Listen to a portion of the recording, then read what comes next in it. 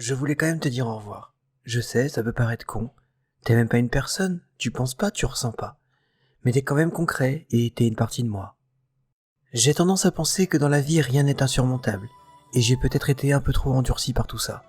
Mais ouais, t'attends pas à des adieux trop larmoyants, j'aime pas vraiment ça. Mais j'ai toujours aimé le respect. Et pour tous les services que tu m'as rendus, je souhaitais, un peu à ma façon, te rendre un dernier hommage.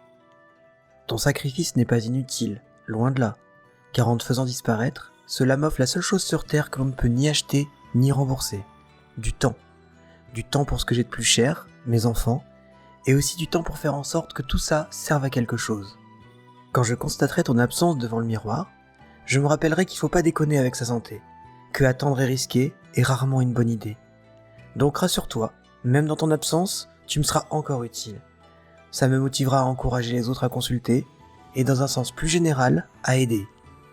Et puis surtout, tu étais utile dans mon autonomie.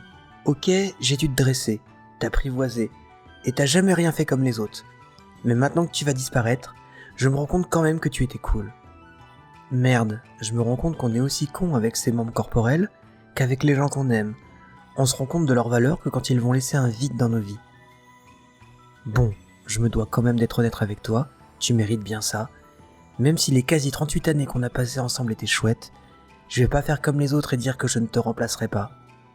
Tu sais, ça fait partie de la vie et du deuil d'avancer et de progresser. Et aujourd'hui, en 2023, tu fais partie de l'ancien monde. Des prothèses plutôt perfectionnées font le boulot encore mieux que tu le faisais. Je vais pas te mentir, je vois ta disparition comme une opportunité d'un nouveau départ, porteur de promesses que j'avais que peu imaginé jusque-là. Ouais, je sais, c'est un peu dur de te dire ça, mais tu vois là aussi que d'une certaine façon, ton sacrifice va laisser une place libre pour un avenir encore mieux. Mieux que le présent que je pensais pourtant ancré. Est-ce que dire adieu à un bras est une chose sensée ? Par le symbole que ça représente, je pense que oui.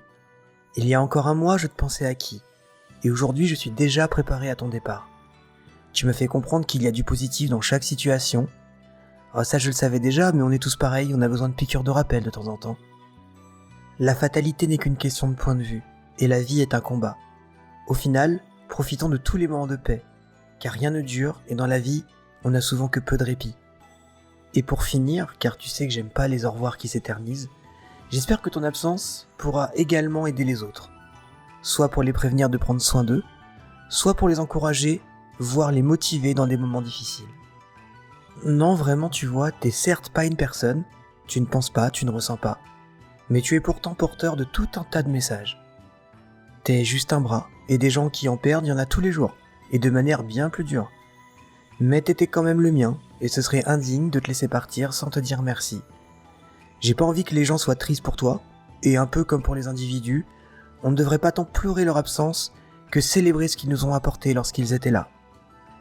Personnellement, je ne suis pas triste. Je ne dis pas que l'inconnu ne me ferait pas, ce serait idiot, et fais-moi confiance, je m'y prépare activement. Mais il y a une fin à tout, et cela ne signifie jamais la fin de tout. Je vais te perdre, mais alors que d'apparence je vais paraître incomplet, j'ai l'impression que demain je serai plus complet que je ne l'ai jamais été.